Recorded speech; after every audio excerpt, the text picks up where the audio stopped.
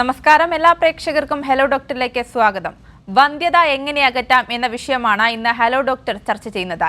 വന്ധ്യതയുടെ കാരണങ്ങളെക്കുറിച്ചും ചികിത്സാ മാർഗങ്ങളെക്കുറിച്ചും നമ്മളോട് സംസാരിക്കുന്നത് ചേർത്തല കിഡർ വിമൻസ് ഹോസ്പിറ്റൽ ആൻഡ് ഫെർട്ടിലിറ്റി സെന്ററിലെ സീനിയർ കൺസൾട്ടന്റും ART ഇൻചാർജുമായ ഡോക്ടർ JR രശ്മിയാണ്. നമസ്കാരം ഡോക്ടർ, ഹലോ ഡോക്ടറിലേക്ക് സ്വാഗതം. ഡോക്ടർ ആദ്യം സൂചിപ്പിച്ചതുപോലെ തന്നെ എന്താണ് വന്ധ്യത? ഈ കുഞ്ഞുങ്ങൾക്കായി തയ്യാറെടുക്കുന്ന ദമ്പതികൾ അറിഞ്ഞിരിക്കേണ്ട കാര്യങ്ങൾ എന്തൊക്കെയാണ്?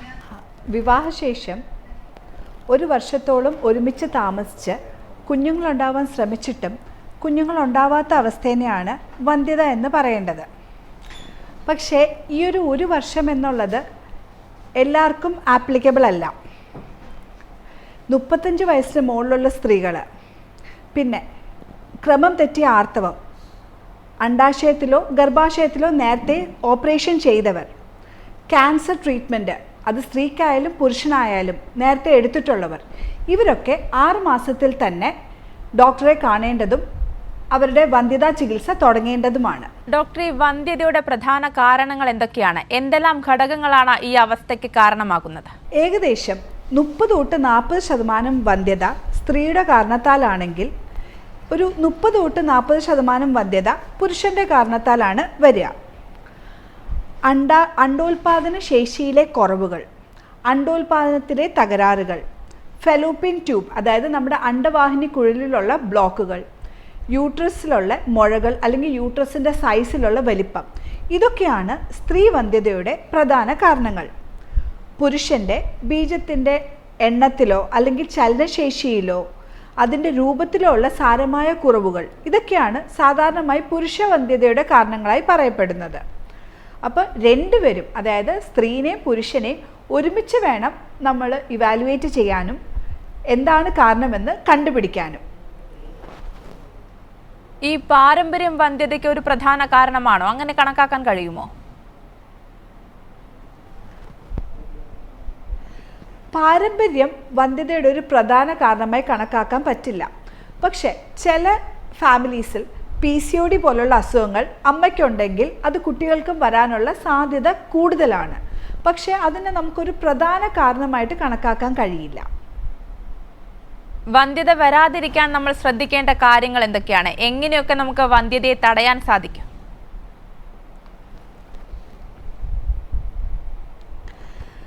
നമുക്ക് ഒരു ജീവിതശൈലിയിൽ വരുത്തുന്ന മാറ്റങ്ങളിലൂടെ ഒരു പരിധിവരെ വന്ധ്യതയെ നമുക്ക് നിയന്ത്രിക്കാമെങ്കിലും അതിനെ നമുക്ക് തടയാൻ കഴിയില്ല. ഇപ്പോൾ സ്ത്രീകളെ നമ്മൾ നോക്കുകയാണെങ്കിൽ ഒരു ബാലൻസ്ഡ് ഡയറ്റ് വളരെ ഇമ്പോർട്ടൻ്റ് ആണ്. അതായത് ജങ്ക് ഫുഡ്സ് അവോയ്ഡ് ചെയ്യുക, വെജിറ്റബിൾസ് ആൻഡ് ഫ്രൂട്ട്സ് ധാരാളം കഴിക്കുക. ഇപ്പോൾ നോൺ വെജിറ്റേറിയൻസ് ആണെങ്കിൽ ഫിഷ്, എഗ്ഗ് ഇതെല്ലാം ധാരാളം കഴിക്കാം. വെള്ളം നന്നായിട്ട് കുടിക്കുക, പ്രോട്ടീൻ റിച്ച് ആയിട്ടുള്ള ഫുഡ് കഴിക്കുക. ഇതെല്ലാം ഒരു ബാലൻസ് ഡയറ്റിൻ്റെ ഭാഗമായി വരുന്നതാണ്. പിന്നെ ഡെയിലി ഒരു 20 to 30 മിനിറ്റ്സ് അറ്റ്ലീസ്റ്റ് നമ്മൾ ആഴ്ചയിൽ ഒരു 5 ദിവസമെങ്കിലും വ്യായാമം ശീലമാക്കുക. പുരുഷന്മാരുടെ കാര്യത്തിലാണെങ്കിലും ഈ ഒരു വെൽ ബാലൻസ്ഡ് ഡയറ്റും എക്സസൈസും വളരെ ഇമ്പോർട്ടൻ്റ് ആണ്. അതിനോടൊപ്പം തന്നെ പുകവലി, മദ്യപാനം ഇതെല്ലാം അവോയ്ഡ് ചെയ്യേണ്ടതാണ്. അപ്പോൾ ഇതൊക്കെ ചെയ്യുന്നതിലൂടെ നമുക്കൊരു പരിധിവരെ വന്ധ്യതയെ നിയന്ത്രിക്കാൻ കഴിയും. പക്ഷേ പലപ്പോഴും അതിനെ തടയാൻ കഴിയില്ല. ഡോക്ടർ, പൊതുവെ എല്ലാവർക്കും ഉണ്ടാകുന്ന ഒരു സംശയമാണ്, വന്ധ്യത ഉണ്ടോ എന്നറിയുന്നതിന് ദമ്പതികൾ എപ്പോഴാണ് ഡോക്ടറെ കാണേണ്ടി വരിക, എവിടെയാണ് ചികിത്സ തേടേണ്ടി വരിക? അതിനെക്കുറിച്ച് കൂടി. അപ്പോൾ നമ്മൾ നേരത്തെ പറഞ്ഞ പോലെ നമ്മൾ ഒരു വർഷം ഒരുമിച്ച് താമസിച്ചിട്ട് കുഞ്ഞുങ്ങൾ ഉണ്ടായില്ലെങ്കിലാണല്ലോ നമ്മൾ വന്ധ്യത എന്ന് പറയുന്നത്.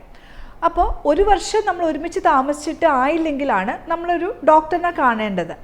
അത് ഒരു ഗൈനക്കോളജിസ്റ്റിനെയോ അല്ലെങ്കിൽ നിങ്ങളുടെ അടുത്തൊരു ഫെർട്ടിലിറ്റി സ്പെഷ്യലിസ്റ്റ് ഉണ്ടെങ്കിലോ അവരെ രണ്ടുപേരിൽ ആരെ വേണമെങ്കിലും നിങ്ങൾക്ക് കാണാവുന്നതാണ്. അപ്പോൾ നമ്മുടെ അടുത്തൊരു പേഷ്യൻറ്റ് വരുമ്പോഴത്തേക്ക് ബേസിക്കലി ഒരു ബ്ലഡ് ഇൻവെസ്റ്റിഗേഷൻസ്, അതായത് സ്ത്രീകൾക്കാണെങ്കിൽ ഒരു റുട്ടീൻ ബ്ലഡ് ഇൻവെസ്റ്റിഗേഷൻസ് നമ്മൾ ചെയ്യും. അവരുടെ haemoglobin, thyroid levels, sugar levels ഇതെല്ലാം ചെക്ക് ചെയ്യാൻ വേണ്ടിയിട്ട്. അതിനോടൊപ്പം തന്നെ ഒരു അൾട്രാസൗണ്ട് സ്കാനും ഇമ്പോർട്ടൻ്റ് ആണ്. പുരുഷന്മാരുടെ ഒരു പ്രധാന ഇൻവെസ്റ്റിഗേഷൻ എന്ന് പറഞ്ഞാൽ ബീജപരിശോധന അഥവാ സെമൻ അനാലിസിസ് ആണ്.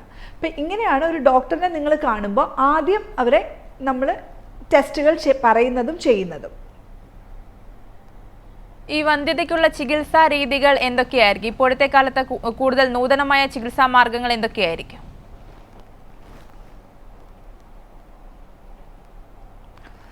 അപ്പം നമ്മൾ കറക്റ്റായിട്ട് നമ്മളൊരു ഈ വരുന്ന കപ്പിളുടെ ഒരു പ്രോബ്ലം കണ്ടുപിടിക്കാൻ പറ്റുവാണെങ്കിൽ നമുക്ക് അതിനുള്ളൊരു കറക്റ്റായിട്ടൊരു ചികിത്സയും നമുക്ക് നൽകാൻ കഴിയും. ഒരു 80% ദമ്പതികൾക്കും കൗൺസിലിങ്ങിലൂടെയും അണ്ടോൽപാദനം റെഡിയാവാനുള്ള മരുന്നുകളിലൂടെയും നമുക്ക് സക്സസ് കിട്ടുന്നതാണ്. അണ്ടാശയത്തിലോ അല്ലെങ്കിൽ ഗർഭാശയത്തിലോ സിസ്റ്റുകളോ മുഴകളോ ഉള്ളവർക്ക് അത് ഒരു 10 തൊട്ട് 20% ആൾക്കാർക്കായിരിക്കും നമ്മൾ സാധാരണ അങ്ങനെ കാണുന്നത്. അവർക്ക് നമുക്ക് surgeries, keyhole surgeries, laparoscopic surgeries എന്നിവ വേണ്ടി വരാം. ബാക്കി വരുന്ന ഒരു 10% ആൾക്കാർക്ക് മാത്രമേ IUI, IVF, ICSI ഇതുപോലുള്ള അഡ്വാൻസ് ട്രീറ്റ്മെൻറ്റിൻ്റെ ആവശ്യം വരാറുള്ളൂ. അപ്പോൾ ഈ പറഞ്ഞ പോലെ IVF, ICSI ഇതെല്ലാമാണ് നൂതന ചികിത്സാ മാർഗങ്ങൾ. ഈ പുരുഷന്മാർക്കും സ്ത്രീകൾക്കുമുള്ള പ്രത്യേക ചികിത്സാ രീതികൾ എന്തൊക്കെയായിരിക്കും?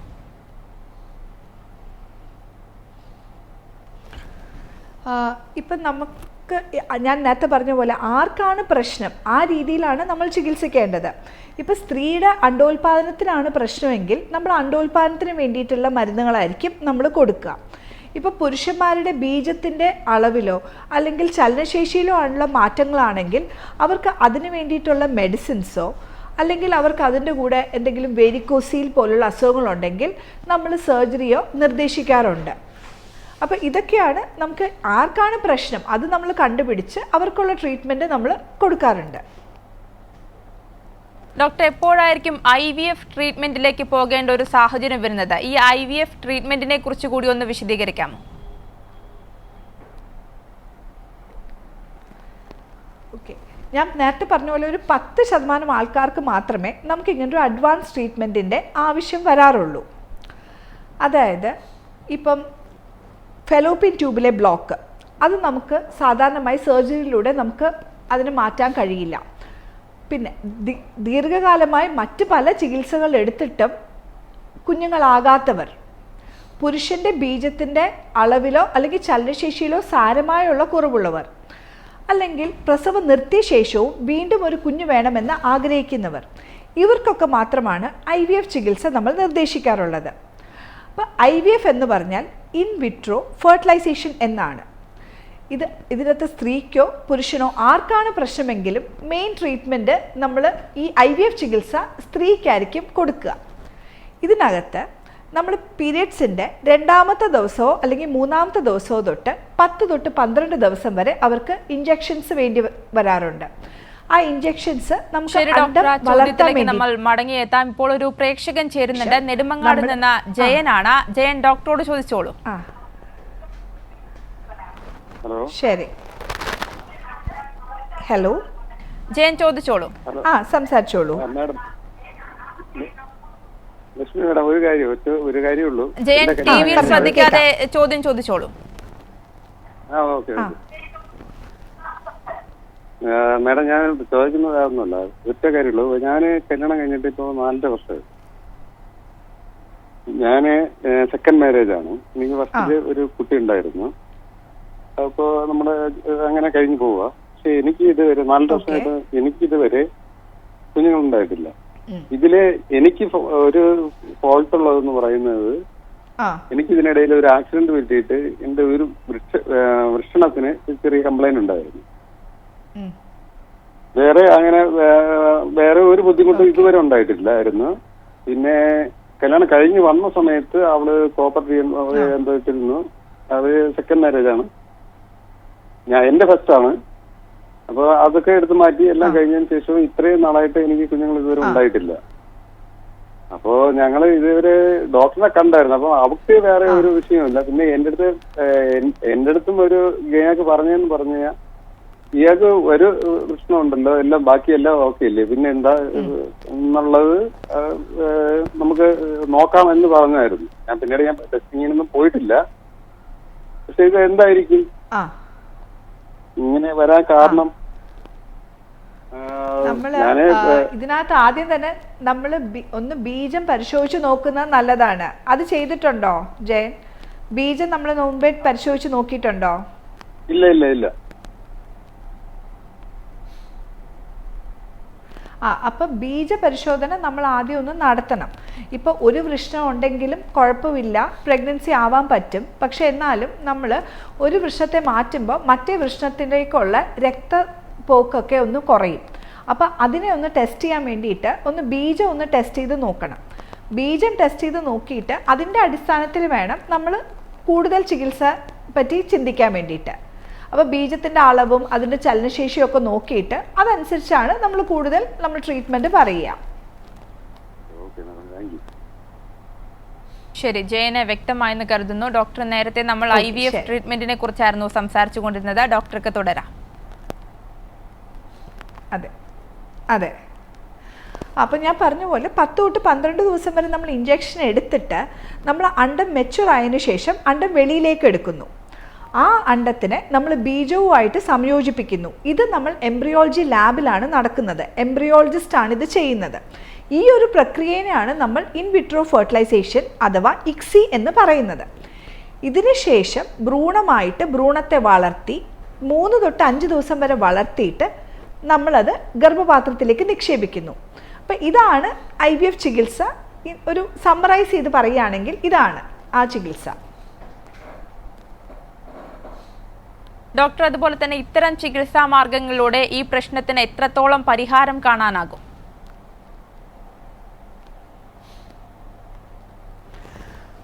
ഈ വന്ധ്യതാ ചികിത്സ, പ്രത്യേകിച്ചും IVF ചികിത്സയുടെ സക്സസ് 3 ഘടകങ്ങളെ ആശ്രയിച്ചാണ് ഇരിക്കുന്നത്. അതിനകത്ത് പ്രധാനപ്പെട്ട ഘടകം എന്തെന്നാൽ സ്ത്രീയുടെ പ്രായമാണ്. രണ്ടാമത്തത് സ്ത്രീയുടെ അണ്ഡാശയത്തിൻ്റെ കഴിവ്. മൂന്നാമത്തതാണ് പുരുഷൻ്റെ ബീജത്തിൻ്റെ ക്വാളിറ്റി. അപ്പോൾ ഈ 3 ഘടകങ്ങളെ ആശ്രയിച്ചാണ് ഈ വന്ധ്യതാ ചികിത്സയുടെ വിജയശതമാനം ഡിപ്പെൻഡ് ചെയ്തിരിക്കുന്നത്. അപ്പോൾ 40 ഇയേഴ്സിന് മുന്നേയുള്ള സ്ത്രീകൾക്കാണെങ്കിൽ നമുക്ക് ഏകദേശം ഒരു 50 തൊട്ട് 60% വരെ വിജയശതമാനം കിട്ടുന്നതാണ്. 40 വയസ്സിന് മുകളിലുള്ളവർക്ക് നമ്മൾ പ്രായം കൂടുന്തോറും വിജയശതമാനം കുറയുന്നു. ഇത് ഞാൻ IVFൻ്റെ വിജയശതമാനമാണ് പറയുന്നത്.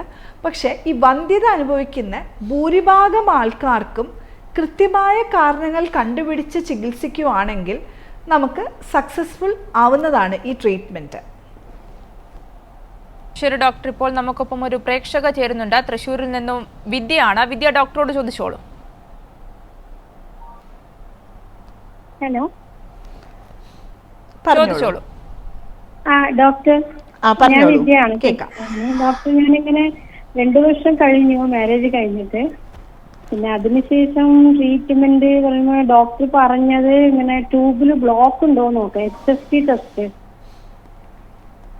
ചെയ്യാൻ വേണ്ടി പറഞ്ഞിരുന്നു. ഞാൻ HSG ടെസ്റ്റ് എടുത്തിട്ടുണ്ടായിരുന്നില്ല. വേറെ കുഴപ്പമൊന്നുമില്ല എന്ന് പറഞ്ഞു.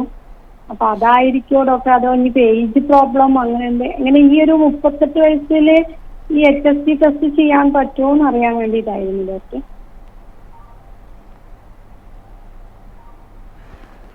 ചെയ്യാൻ പറ്റുമല്ലോ. HSG ടെസ്റ്റിന് ഏജ് ഒരു പ്രശ്നമല്ല, ടെസ്റ്റ് ചെയ്യാൻ പറ്റും. പിന്നെ ഈ 38 വയസ്സായതുകൊണ്ട് എത്രയും പെട്ടെന്ന് ഇനി അധികം വൈകാതെ തന്നെ അതിനുള്ള ടെസ്റ്റുകൾ ചെയ്യുന്നതാണ് വിദ്യ നല്ലത്. അപ്പോൾ നമുക്ക് ട്യൂബിൻ്റെ കറക്റ്റായിട്ടുള്ള സിറ്റുവേഷൻ നമുക്ക് അറിയാൻ പറ്റും. അതനുസരിച്ചിട്ടുള്ള ഫെർദർ ട്രീറ്റ്മെൻറ്റ് ഡോക്ടർക്ക് നിങ്ങൾക്ക് അഡ്വൈസ് ചെയ്യാനും പറ്റും. ഈ ഏജിൽ ചെയ്യുന്നതുകൊണ്ട് ഒരു പ്രശ്നവുമില്ല. കുറച്ച് ലേറ്റ് മാരേജ് ആയിരുന്നു ഡോക്ടർ, അതുകൊണ്ട് ആൾക്ക് കുഴപ്പമൊന്നുമില്ല അങ്ങനെ പറഞ്ഞു. അത് കുഴപ്പമില്ല, എത്രയും പെട്ടെന്ന് ഇനി അധികം ഞാൻ പറഞ്ഞല്ലോ വിദ്യ, പ്രായമാണ് ഇതിനകത്ത് ഏറ്റവും ഇമ്പോർട്ടൻറ്റ് ഫാക്ടർ. അപ്പോൾ അധികം വൈകാതെ തന്നെ നമ്മൾ ടെസ്റ്റുകൾ ചെയ്ത് പ്രഗ്നൻസിക്കുള്ള ട്രീറ്റ്മെൻറ്റ് തുടങ്ങുന്നതാണ് നല്ലത്. നമ്മൾ വൈകുന്തോറും നമുക്ക് എന്ത് ചികിത്സ എടുത്താലും നമുക്ക് അത്രയ്ക്ക് വിജയശതമാനം കിട്ടണമെന്നില്ല. മനസ്സിലായില്ലേ? Okay, thank you doctor. Date കാര്യം അതെല്ലാം കറക്റ്റ് ആയിട്ട് തന്നെയാണ് ഡോക്ടർ ഇതാവുന്നത്, അതൊന്നും പറ്റിയിട്ടില്ല. അപ്പോൾ പീരിയഡ്സ് കറക്റ്റാണ്, അപ്പോൾ അണ്ടോൽപാദനം കറക്റ്റായിട്ട് നടക്കുന്നുണ്ട്. ഇനി നമ്മൾ അടുത്ത് നോക്കേണ്ടത് ട്യൂബാണ്. അതിനാണ് HSG ടെസ്റ്റ് ഡോക്ടർ പറഞ്ഞേക്കുന്നത്. ഡോക്ടർ, ഇപ്പോൾ നമുക്ക് ഒപ്പം ഒരു പ്രേക്ഷകൻ ചേരുന്നുണ്ട്. പ്രശാന്താണ് കോഴിക്കോട് നിന്ന്. പ്രശാന്ത്, ഡോക്ടറോട് ചോദിച്ചോളൂ. മറ്റേ ഈ ബലക്കുറവിന്റെ കാരണം മൂത്രനാളിക്ക് ബലക്കുറവ്. ഡോക്ടറെ, ഈ മൂത്രനാളിക്ക് ബലക്കുറവ് മനസ്സിലായി. അത് പല കാരണങ്ങൾ കാരണം ആവാം. ഏറ്റവും കോമണസ്റ്റ് കാരണം നമുക്ക് ആ സ്ട്രെസ് കാരണമാണ് ഈ ഒരു ബലക്കുറവ് സാധാരണ പുരുഷന്മാർക്ക് വരുന്നത്.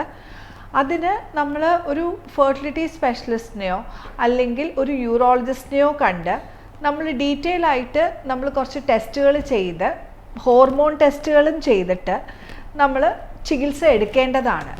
അപ്പോൾ അതൊരു നിസ്സാര വിഷയമല്ല. അത് സ്ട്രെസ് കാരണമാണ് വരുന്നതെങ്കിലും അതിൻ്റെ ചികിത്സാ രീതികൾ പലതാണ്. അപ്പോൾ നമ്മൾ എന്താണ് പ്രശ്നമെന്ന് കണ്ടുപിടിച്ചിട്ടാണ് നമ്മൾ അതിന് ചികിത്സിക്കുക. പക്ഷേ അതിന് ചികിത്സാ രീതികളുണ്ട്, വളരെ സക്സസ്ഫുൾ ആയിട്ടുള്ള ചികിത്സാ രീതികളുണ്ട്. അപ്പോൾ യൂറോളജിസ്റ്റിനെയോ അല്ലെങ്കിൽ ഒരു ഫെർട്ടിലിറ്റി സ്പെഷ്യലിസ്റ്റിനെയോ കണ്ട് ടെസ്റ്റുകൾ ചെയ്ത് ചികിത്സ തേടാവുന്നതാണ്. പ്രശാന്തിന് വ്യക്തമായെന്ന് കരുതുന്നു. ഡോക്ടർ, നേരത്തെ നമ്മൾ IVF ട്രീറ്റ്മെന്റ് പോലെയുള്ള ചികിത്സാ രീതികളെ കുറിച്ച് പറഞ്ഞു. ഈ വന്ധ്യത ഇതിലൂടെ എത്രത്തോളം അകറ്റാൻ സാധിക്കും? അതെ, നമുക്ക് IVF പോലുള്ള ഒരു ചികിത്സാ രീതിയിൽ നമുക്ക് നമ്മൾ പറയുന്ന ഒരു സക്സസ് റേറ്റ് ഞാൻ നേരത്തെ പറഞ്ഞ പോലെ ഏജ് ഡിപ്പെൻഡൻ്റ് ആണ്. അതായത് നമ്മൾ സ്ത്രീയുടെ പ്രായം കൂടുന്തോറും നമ്മുടെ വിജയ ശതമാനം കുറഞ്ഞു വരുന്നു. ഒരു 40 വയസ്സിന് മുമ്പ് ചെയ്യുവാണെങ്കിൽ നമുക്ക് ഏകദേശം ഒരു 50 തൊട്ട് 60% സക്സസ് കിട്ടുന്ന ചികിത്സയാണിത്. പക്ഷെ നമ്മൾ പ്രായം കൂടുന്തോറും നമുക്കതിനുള്ള വിജയ ശതമാനം കുറഞ്ഞു വരുന്നു. ഈ ഏജ് ആണ് ഇതിനകത്ത് ഏറ്റവും ഇമ്പോർട്ടൻറ്റ് ഘടകം. പിന്നെ അവരുടെ യൂട്രസിൽ എന്തെങ്കിലും മുഴകളുണ്ടോ, അവരുടെ യൂട്രസിൻ്റെ തടിപ്പ് കൂടുതലാണോ, പിന്നെ ബീജത്തിൻ്റെ ക്വാളിറ്റി വളരെ മോശമാണോ, ഇതെല്ലാം ഈ വിജയ ശതമാനം കുറയ്ക്കുന്ന ഒരു ഘടകങ്ങളാണ്. അപ്പോൾ ഇതെല്ലാം കൂടെ കണക്കിലെടുത്തിട്ടാണ് നമുക്കൊരു 50 തൊട്ട് 60% വരെ പറയുന്നത്. ഇപ്പം ഞങ്ങളുടെ അടുത്തൊരു പേഷ്യൻ്റ് വരുമ്പോഴും നമ്മളൊരു പ്രോപ്പർ കൗൺസിലിംഗ് അത് വളരെ ഇമ്പോർട്ടൻ്റ് ആണ്. അവർക്ക് എന്താണ് IVF എന്നും IVFന് എന്തൊക്കെയാണ് അതിനകത്ത് വരുന്ന പ്രശ്നങ്ങളെന്നും അതിലൂടെ അവരെന്താണ് സക്സസ് റേറ്റ് എക്സ്പെക്റ്റ് ചെയ്യണമെന്നുള്ളത് നമ്മൾ ഡീറ്റെയിൽ ആയിട്ട് നമ്മൾ അവർക്ക് പറഞ്ഞു കൊടുത്തിട്ട് മാത്രമേ നമ്മൾ ഈ ചികിത്സാ രീതി തുടങ്ങാറുള്ളൂ. അപ്പോൾ ഈ കൗൺസിലിംഗ് ഈ IVF ആണെങ്കിലും ഒരു വന്ധ്യതയ്ക്കാണെങ്കിലും വളരെ ഇമ്പോർട്ടൻ്റ് ആണ്. ശരി, വ്യക്തമാണ് ഡോക്ടർ. ഇപ്പോൾ നമുക്കൊപ്പം ഒരു പ്രേക്ഷക ചേരുന്നുണ്ട്. കൊട്ടാരക്കരയിൽ നിന്ന് മിനിമോളാണ്. മിനിമോൾ, ഡോക്ടറോട് ചോദിച്ചോളൂ. Hello madam. ഹലോ, ചോദിച്ചോളൂ. മാം, ഞാൻ നിലവിൽ ഇപ്പോൾ IVFന്റെ ട്രീറ്റ്മെന്റിൽ ഇരിക്കുന്ന വ്യക്തിയാണ്. ഞാനിപ്പോ IVF കഴിഞ്ഞിട്ട് നമ്മൾ എംബ്രിയോ ഫ്രീസ് ചെയ്ത് വെച്ചിരിക്കുകയായിരുന്നു. കഴിഞ്ഞ ഓഗസ്റ്റിലായിരുന്നു ചെയ്തിരുന്നത്. അപ്പൊ നമ്മൾ ഇപ്പൊ FET എന്ന് പറയുന്ന പ്രോസസ്സിലേക്ക് കടക്കുകയാണ്. ഇതിപ്പോ 2ാം തവണയാണ് ഞാനിപ്പോ അതിലേക്ക് വരുന്നത്. നിലവിൽ എന്റെ എൻഡോമെട്രിയത്തിന്റെ തിക്നെസ് വർദ്ധിക്കുന്നില്ല. നമ്മള് ഈസ്ട്രോജൻ ഇഞ്ചക്ഷൻ മരുന്നും അതിന്റെ ടാബ്ലറ്റ്സും ഉള്ളിൽ വെക്കുന്ന ടാബ്ലറ്റും ഒക്കെ എടുക്കുന്നുണ്ട്. എന്നിട്ട് എനിക്ക് എപ്പോഴും അതിന്റെ തിക്നെസ് എപ്പോഴും 5 ഇപ്പൊ ഇന്നലെ ഞാൻ നോക്കിയിരുന്നു. ഇന്നലെ നോക്കിയപ്പോഴും എനിക്ക് 5 ആണ് അവിടുന്ന് പറഞ്ഞത്. അപ്പൊ എനിക്ക് ഈ മാസമെങ്കിലും പറ്റുമെങ്കിൽ വെക്കാമെന്നാണ് വിചാരിക്കുന്നത്. അതായത് തിക്നെസ് കറക്റ്റ് ആയാൽ വെക്കാമെന്നാണ് നമ്മൾ വിചാരിക്കണത്. പക്ഷെ ഇതിപ്പം കഴിഞ്ഞ ഫെബ്രുവരിയിൽ ഇതുപോലെ നോക്കിയപ്പോൾ ക്യാൻസൽ ആക്കി കളഞ്ഞതാണ്. തിക്നെസ് ഇല്ലാത്തതുകൊണ്ട് ക്യാൻസൽ ആക്കിയതാണ്. അപ്പൊ ഞാനിപ്പോ ട്രീറ്റ്മെന്റ് എടുക്കാത്ത വേളയിൽ എനിക്ക് തിക്നെസ് നന്നായി കാണിക്കുന്നുണ്ട്.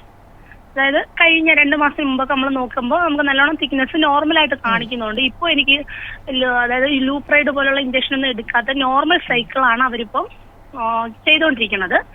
അപ്പം അതിന്റെ നിലവിൽ എനിക്ക് നന്നായി ചോക്ലേറ്റ് സിസ്റ്റ് ഉണ്ട്, തൈറോയിഡ് ഉണ്ട്. ഞാൻ തൈറോയിഡും 75 mg ആണ് കഴിച്ചുകൊണ്ടിരിക്കുന്നത്.